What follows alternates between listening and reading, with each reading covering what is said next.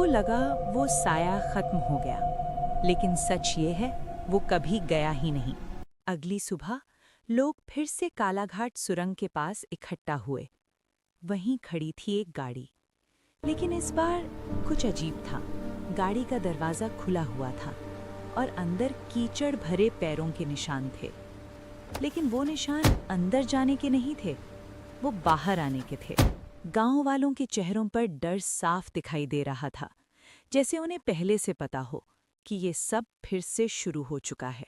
उस रात फिर वही ठंडी हवा चली, पहाड़ों के बीच से गुजरती हुई, एक अजीब सन्नाटा अपने साथ लेकर। और फिर सुरंग के अंदर से एक आवाज आई, बचा लो। उस रात जब पूरा गांव गहरी नींद में डूबा हुआ था, एक लड़का उस अंधेरे की तरफ बढ़ रहा था। नाम था उसका राहुल, शहर का रहने वाला, एक सीधा साधा लेकिन जिद्दी लड़का। राहुल यहाँ घूमने नहीं आया था, वो आया था एक सच ढूंढने। कुछ दिन पहले उसके पिता की पुरानी डायरी में इस सुरंग का जिक्र मिला था, एक ऐसा जिक्र जो अधूरा था और खतरनाक भी। लिखा था, कालाघाट सुरंग, जहाँ सच दबा है। और उसी सच को जानने के लिए राहुल आज इस जगह तक पहुंचा था।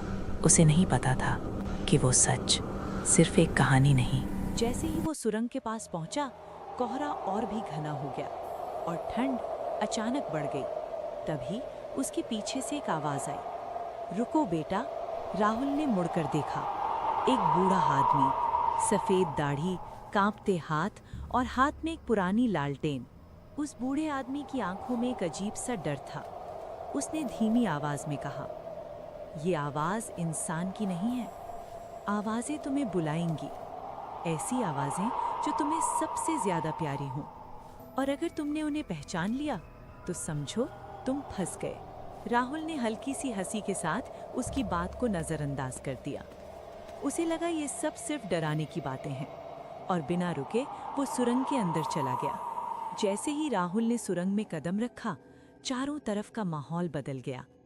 ना हवा की आवाज, ना कोई हलचल, बस एक भारी सन्नाटा।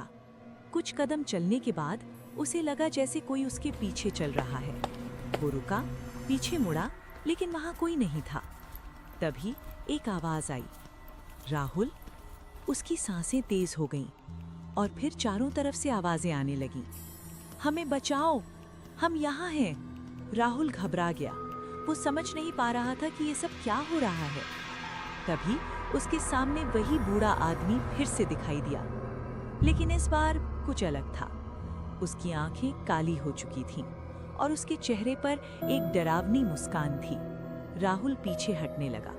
तभी वो बोला, मैंने कहा था ना, ये आवाजें तुम्हें बुलाएंगी। और अचानक उसका चेहरा बदलने लगा, उसका शरीर धुएं में बदलने लगा और कुछ ही पल में वो बूढ़ा आदमी अर्जुन बन चुका था। वही अर्जुन जो कभी इस सुरंग में गया था और कभी वापस नहीं आया। राहुल की आंखें डर से फैल गईं। वो मुड़ा और पूरी ताकत से भागने लगा, लेकिन सुरंग खत्म ही नहीं हो रही थी। हर रास्ता उसे वापस उसी जगह ले आता और पीछे से वो साया उसका पीछा कर रहा था। अचानक घने कोहरे के बीच से एक चेहरा धीरे धीरे उभरने लगा। जला हुआ, काला पड़ा चेहरा, खाली काली आंखें जिनमें कोई इंसानियत नहीं थी। अचानक सारी आत्माएं उसके सामने आ गईं। जलते हुए चेहरे, खाली आंखें और दर्द से भरी चीखें। लेकिन इस बार कुछ अजीब था। उन चेहरों पर डर नहीं था, सिर्फ एक ठंडा, खामोश गुस्सा। उनकी आंखें सीधे राहुल को नहीं, किसी और को ढूंढ रही थीं, जैसे वो उसका इंतजार नहीं, किसी और का हिसाब पूरा करना चाहती हों।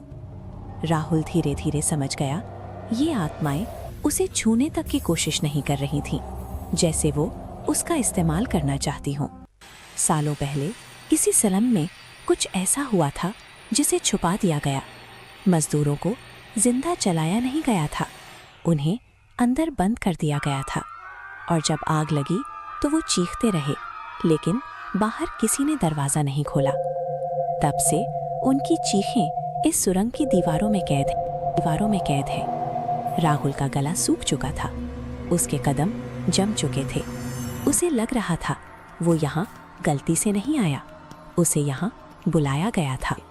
तभी वो साया उसके और करीब आ गया और अंधेरा उसे घेरने लगा।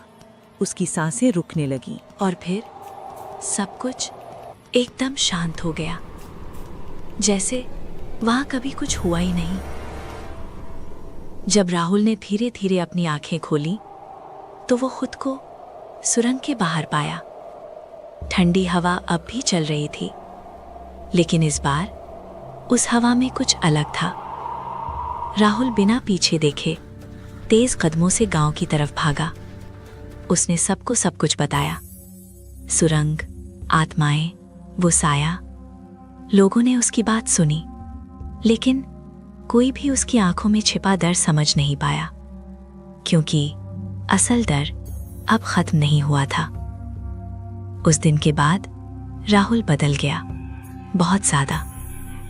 रात होते ही वो चुपचाप अंधेरे में बैठ जाता और किसी से बातें करने लगता, धीरे धीरे, जैसे कोई उसे जवाब दे रहा हो। कभी हंसता, कभी अचानक चुप हो जाता। गांव वालों ने सोचा वो डर के कारण ऐसा हो गया है, लेकिन सच कुछ और था।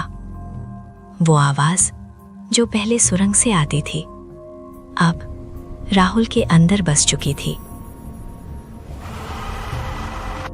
सो गाइस, कैसा लगा आपको ये पार्ट? आई होप आपको ये कहानी पसंद आई होगी। अगर अच्छा लगा हो तो कमेंट करके ज़रूर बताना, क्योंकि तभी मैं इसके नेक्स्ट पार्ट पे काम करूंगा।